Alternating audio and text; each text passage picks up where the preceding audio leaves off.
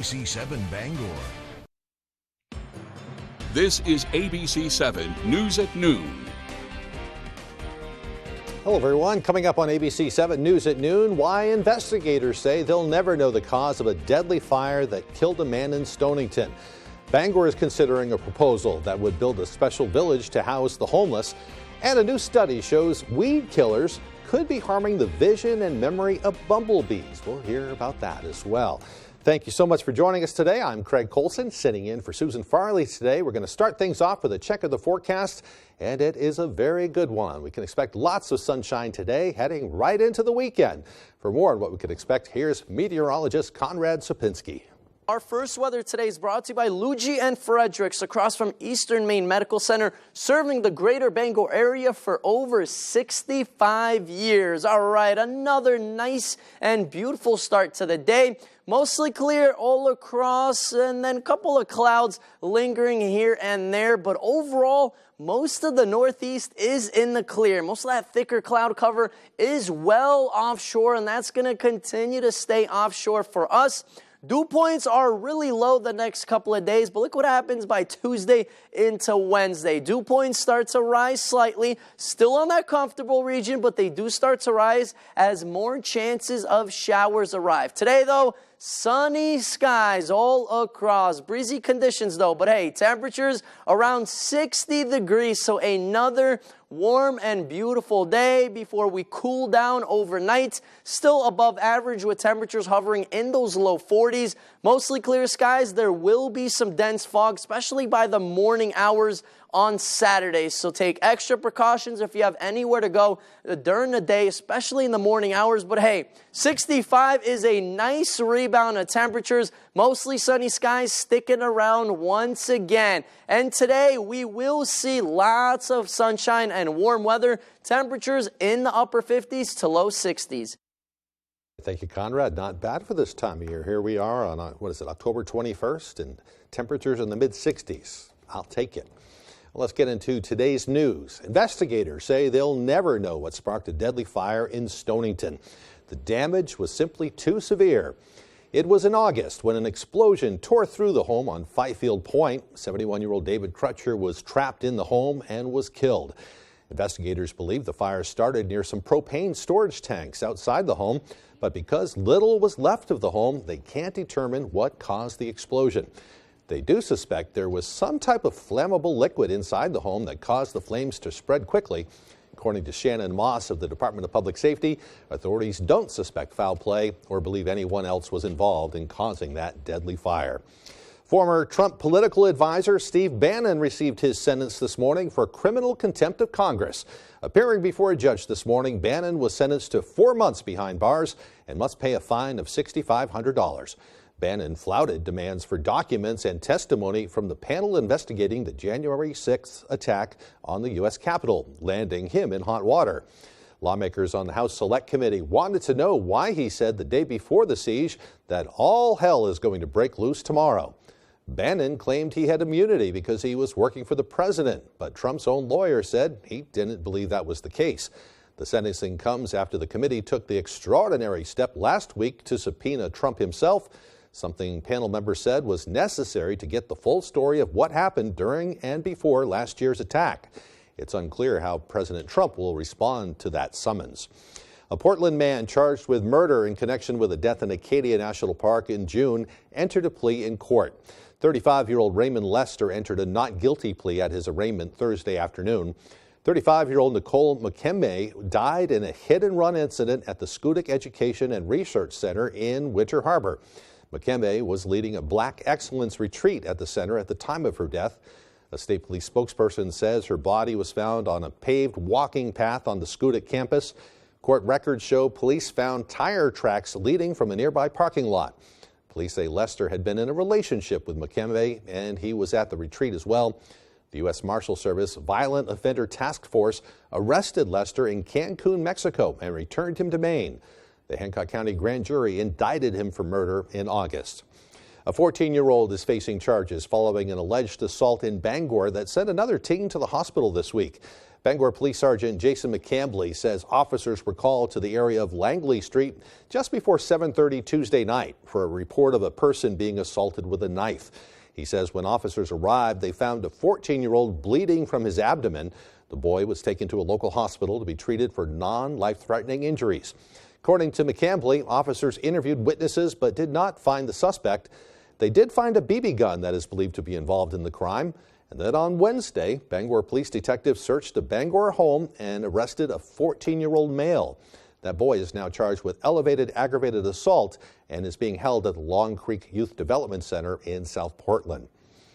The family of Graham Lacker is planning multiple rallies across the state to recruit more help in the search for him. He has been missing for quite a while. 38-year-old Lacker has not been seen since he ran away from the Dorothea Dix Psychiatric Center in Bangor back in June. His mother, Tammy Lacker Scully, says Graham is diagnosed as autistic and schizophrenic, and she believes he could be hiding in the woods somewhere. They're hoping to enlist more help statewide to boost the chances of finding Graham before winter sets in. We've tried to expand the effort to find him to the entire state by my husband and I visiting every homeless shelter in the state, and we've tried to make people aware of his disappearance across the entire country through social media posts. This will take place in Bangor later today and in Augusta on Saturday and again in Portland on Sunday. Lacker's family will be handing out blaze orange hats and tip sheets describing Graham and what to do if you do spot him. The family recently increased the reward for information, leading to Graham's safe return from $500 up to $2,500. Well, funding is on the way to Maine hospitals to help them in their recovery from the pandemic. The Maine Department of Health and Human Services has issued $25 million in payments that went out on Wednesday. According to a statement, those payments will help the hospitals address ongoing challenges, such as workforce recruitment and retention. Governor Janet Mills said, quote, "When the pandemic tested Maine hospitals, they rose to the challenge to take care of Maine people. Now, with ongoing challenges, this investment will advance the recovery and help ensure that they can continue to deliver the quality of care that Maine people expect and deserve." The homeless crisis in Bangor is often a topic of discussion at city council meetings. And on Monday at the Government Operations Committee meeting, a presentation from a Washington state company revealed a potential temporary solution. Benjamin Simmons from Pallet showed off the temporary structures that have been the answer for some cities around the country. These buildings can be set up in as quickly as 45 minutes. He says that this kind of housing for the city's homeless is a way for them to feel secure, since the structures have locking doors for their belongings. They also offer a clean, warm option for them to stay when the winter becomes cold. This idea was warmly received by the committee itself. This feels incredibly different from what you probably envision as a congregate shelter, in that it feels very home-like. It feels very safe. It feels supportive, and you see the success from it. I'm cautiously in favor of this. I truly believe this is a good project. When it is done in totality, it can't be addressed just a shelter. It's more than just a shelter. Issues. And this solution, imperfect and not a silver bullet, but a shelter village would allow us to work on all three of those issues: housing, substance use disorder, and mental health care. Well, there's still many questions that need to be answered before the city can approve a shelter village. The Operations Committee recommended that the idea has merit, but more conversations are needed to move that plan forward. Pretty interesting and innovative. Well, coming up on ABC 7 News at noon, Great Britain finds itself in need of a new prime minister. That after the new prime minister suddenly resigned.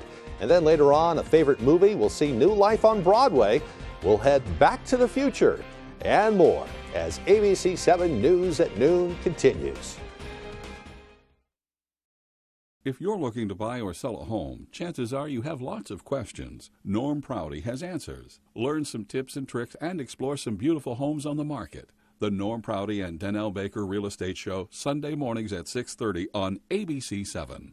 I was a public health nurse for 29 years. I went into the homes of my neighbors, including many seniors, and cared for them. Then Paul LePage became governor, and everything changed. He kicked seniors off Maine's low-cost prescription drug plan. He cut a Social Security program when it was needed most, and even opposed Meals on Wheels funding. How cruel is that? We can't go back to Paul LePage. The top funder of Better Maine is the Democratic Governors Association. She's been learning about the founding of our country, about rights and freedoms that today are under assault. Politician Bruce Poliquin supported amending the U.S. Constitution to ban abortion. He even voted for a nationwide ban. Poliquin would allow politicians to stand between women and their doctors. He supported allowing states to outlaw abortion even in cases of rape or incest. We can't let Bruce Poliquin back in Congress. DCCC is responsible for the content of this advertising. I'm Jared Golden. Seeing some Washington politicians try and enrich themselves makes you think of this. That's why I'm working to clean up Congress by banning members from using insider information to trade individual stocks, and why I'm leading the way to stop taxpayer-funded pay raises for Congress. And I'm not taking any PAC money from big corporations that already have too much influence in Washington. I'm Jared Golden, and I approve this message to clean up Congress. If you were hurt because of exposure to the toxic water at Camp Lejeune, Congress has made it possible for you to recover a settlement. Former Marine attorney James Beardsley wants to help you. Call now to see if you qualify. Call 222-2222. It's simple, and it's not an imaginary threat. In fact, it's happening right now all over the country. Bruce Poliquin would hand over control of our healthcare decisions to politicians. Poliquin would allow politicians like him to make abortion illegal, even in the case of rape and incest. But that's not the end of the story. Poliquin also supported a national abortion ban, so even if Maine says no, we still lose control of our healthcare decisions. Bruce Poliquin is a risk we just can't take. Center Forward Committee is responsible for the content of this advertising. You're watching ABC 7 Bangor.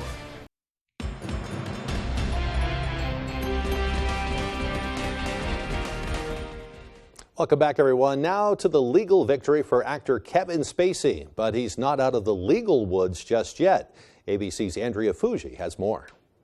This morning, actor Kevin Spacey found not liable in a sexual battery case dating back to the 1980s. Mr. Spacey is deeply grateful for the jury system and for this jury in particular. It took the jury less than 90 minutes to agree Spacey did not molest fellow actor Anthony Rapp, who was seeking $40 million in damages. Rapp accused Spacey of assaulting him when he was 14 years old, and Spacey was 26 in Spacey's New York apartment. Rapp's attorney claims Spacey's story was inconsistent and not worthy of your belief. Spacey denied the accusations, pointing to the fact that he had a studio apartment at the time, not a one-bedroom as Rapp alleged. This was a highly intelligent, highly educated jury. They're very, very bright people, and they could see right through this. Rapp's allegations were the first among several against Spacey at the beginning of the Me Too era. There's no better way to overpower a trickle of doubt than with a flood of naked truth. Spacey's career was soaring at the time with the hit Netflix show House of Cards, but he was dropped from the series and his acting career has stalled. Rapp, best known for his role on TV's Star Trek Discovery, did not speak after the verdict, but tweeted in part. Bringing this lawsuit was always about shining a light as part of the larger movement to stand up against all forms of sexual violence. This wasn't the only sexual assault allegation against Spacey. In 2019, he faced charges of groping a man at a Massachusetts bar. Prosecutors later dropped the charges. And 3 months ago, he pleaded not guilty in London to charges he sexually assaulted 3 men. That criminal trial is due to start next year. Spacey was also ordered to pay nearly $31 million to the makers of House of Cards for violating his contract by allegedly sexually harassing crew members. And that was Andrea Fuji reporting. Meanwhile, Great Britain is in the market for a new prime minister again. Liz Truss made it only 45 days before resigning under heavy pressure. She could not recover from an economic plan calling for major tax cuts, a policy which triggered turmoil in the financial sector and rebellion within her own party. Alex Hogan has the latest from London. The British public now preparing for the third prime minister in just 4 months as Liz Truss announces she's officially stepping down. I have therefore spoken to His Majesty the King to notify him that I am resigning as leader of the Conservative Party. The Tory party leader started the job holding an audience with Queen Elizabeth II days before the monarch's death. Truss promised tax cuts which propelled the downward spiral of the economy. All of the plans have been completely reversed just 6 weeks later. Truss's approval rating sunk to new record lows, and her resignation comes less than 24 hours after she said she wouldn't walk away. I am a fighter and not a quitter.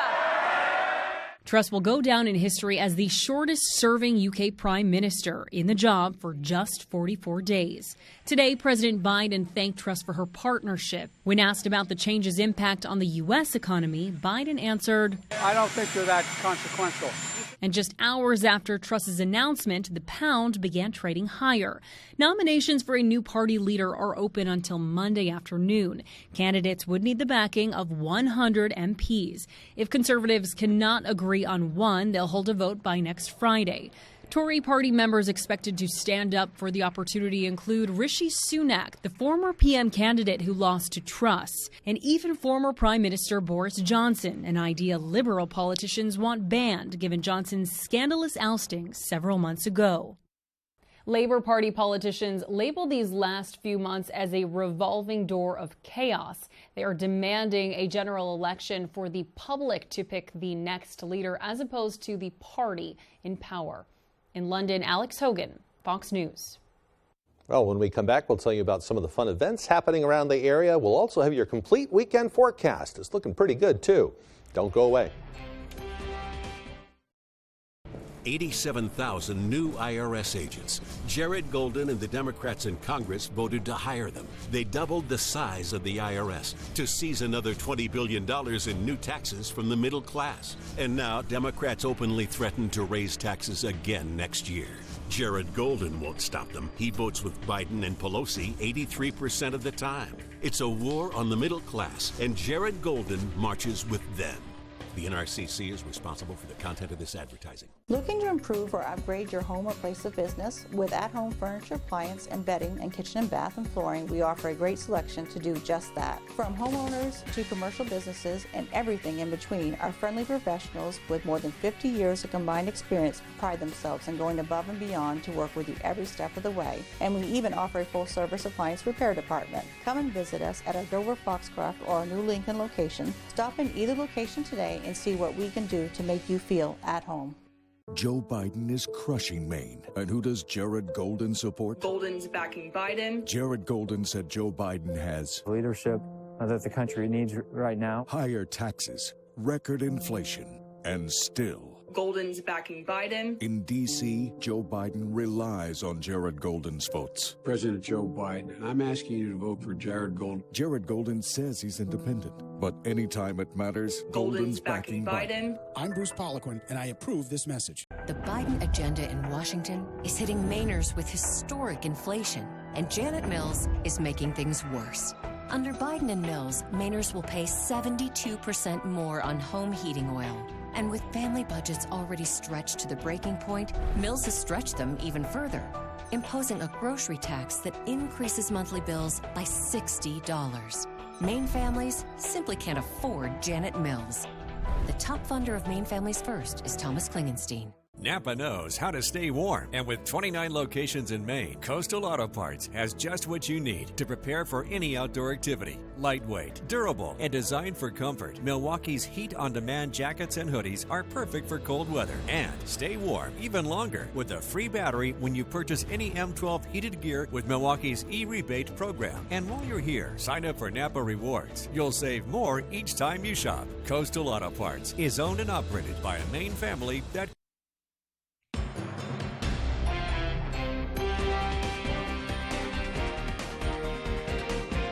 Did you hear the buzz? A new study is shedding some light on how exposure to weed killers is harming the vision and memory of bumblebees. Marianne Rafferty has the story.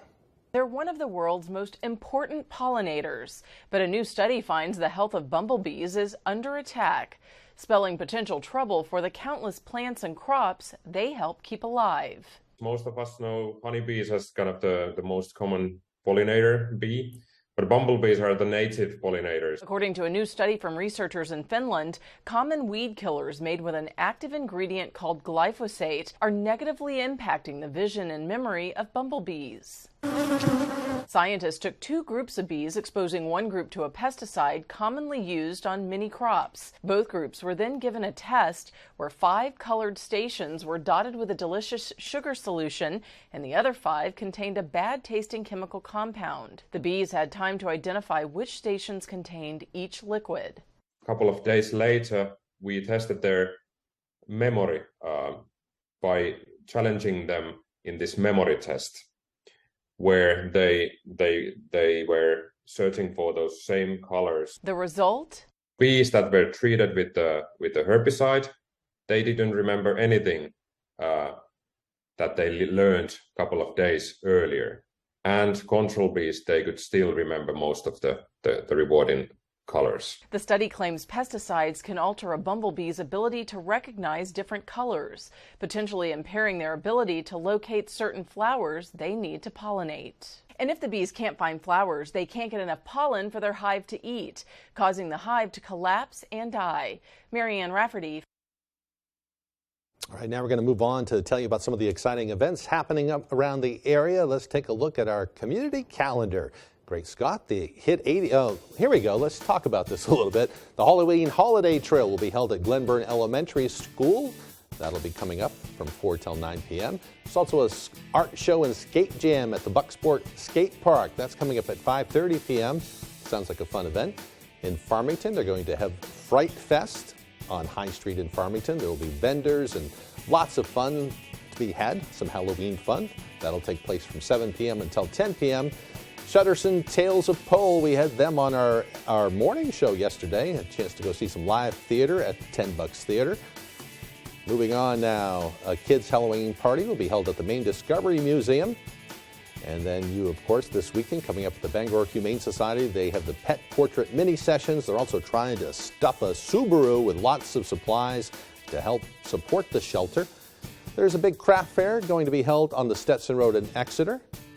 And we can't forget the bottle drive for kids, ice traps. They'll be raising money to give ice traps to some kids to get them out there doing some fun things outside and get them off those computers and other things. So it sounds like lots of events coming up over the next couple of days. Well, Great Scott, the hit 80s movie Back to the Future is coming to Broadway as a musical. I don't know, a used car, huh? Looks like it's got about 3 million miles on it, and all this stainless steel. Great Scott! Can this thing really do 88? Trust me. All right, I'll take it for a test drive. The Winter Garden Theater on Broadway. I'll be back in no time. I doubt it. I think you're going to be at the Winter Garden for a long time.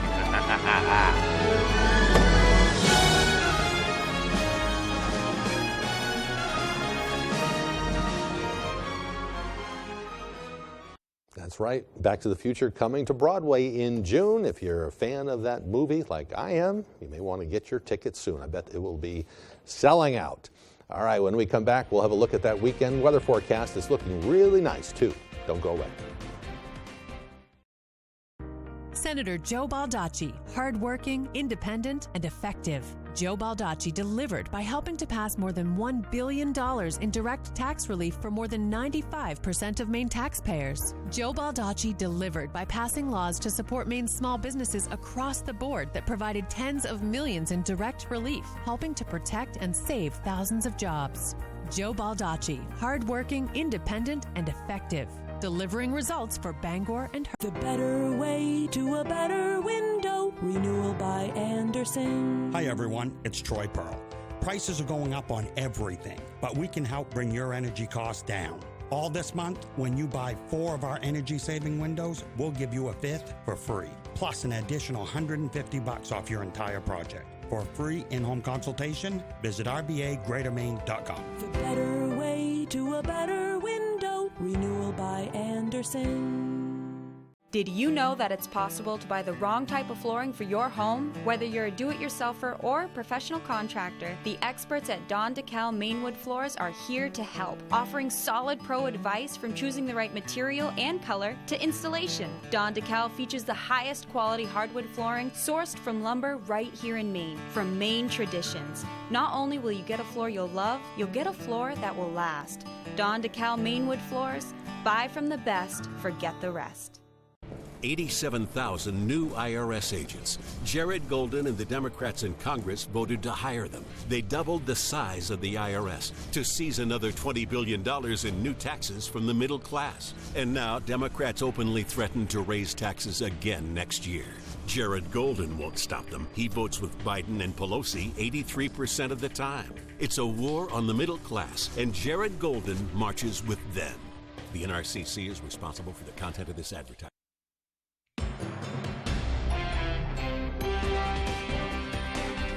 Welcome back. Well, it looks like tomorrow will be a great day to get some chores done around the house before winter arrives, or maybe take a day trip to the coast. That's where you'll see the best foliage at this point. It's still at peak conditions down there. The rest of the state, a little past peak.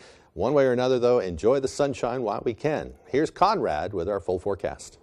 Thank you so much. And our Maine weather today is brought to you by Scott's Recreation, New England's largest trailer dealer, home of Maine's lowest camper and tractor prices, locations in Turner, Manchester, Herman, and Orono, Maine. All right, let's get it right into these temperatures. Last 8-9 days, we've had some really warm temperatures. Hopefully, folks have been enjoying those 60s and 70s all across. Even the last couple of days, yesterday, a little bit cooler, slightly below average, around 57 degrees. But hey, our average around 56 will be well above that this weekend. Look at Saturday and Sunday, mid-60s at that. Then slightly cooler on Monday, but hey, another rebound is back. Temperatures in the mid to even upper 60s middle of next week. So warm weather is here, and it will continue to stick around, but that's going to bring some sunshine as well. Lots of sunny weather outside right now. We do have some thicker clouds just offshore. All of that will continue to stay offshore. So for us, that means we are in the clear. We are all having lots of sunshine in the region, which is actually going to continue into the afternoon hours today. And then same thing tomorrow. Actually, the next couple of days, we'll have some dry weather. So finally, much needed sunshine with temperatures continuing to be on the warmer end. We do have some wind gusts close to 20 miles an hour, especially by the coast. By Machias, Bar Harbor coming in with a 20-mile-an-hour wind gust. So winds a little bit higher, but everyone will see some winds dying down by the morning hours tomorrow before ramping up once again by the afternoon hours all across the state. Today, though, temperatures will be around 59 degrees, close to that 60-degree mark. Sunny skies, some breezy winds, especially by the coast. Tonight, another mild one. Temperatures in those low 40s.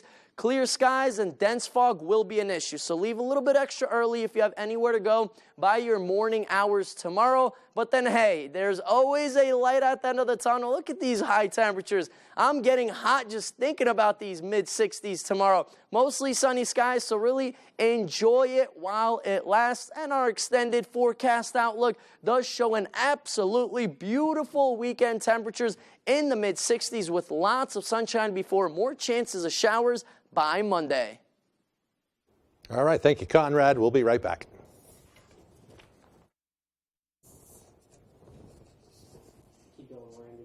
Oh, I guess we're out of time.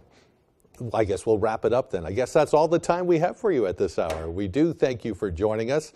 I'm new to this noon show. It's been a little while. We have a minute left, so probably we could fit in something else. Let me see what we have here. How about the Granite Street School in Millinocket? They shared some photos of their young students yesterday. Teachers led their pre-K classroom on their first ever field trip on a walk from the school to the local fire department.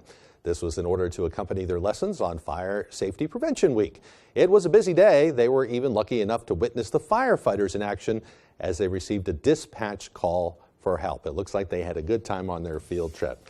Now we're going to wrap it up. I haven't done this show in a long time, so I kind of lost my place. One way or another, we do thank you so much for joining us today. We hope you get out and enjoy the sunshine if you can. It looks like tomorrow will be the better day of the weekend, although Sunday, not a terrible day as well. We're pretty lucky to have this weather this time of year. And we're lucky to have you watching us, too. Thank you so much again. I'm Craig Colson, and for everyone here at ABC7, we hope you have a wonderful day. I think they like each other. I'm Charles. Lunch? Vanessa, I like lunch. Bacon. Get 2 Bacon McDouble burgers for $3.99. Or get one with a McChicken for only $3.99. Hi, I'm Angelina Mucci. And I'm Andy Mucci of Family Fun Bowling Center. When we want to know the weather, we go to foxbangor.com. Celebrating our 50th anniversary year, Family Fun Bowling Center has 20 lanes of 10-pin bowling at its best. You're watching ABC7 Bank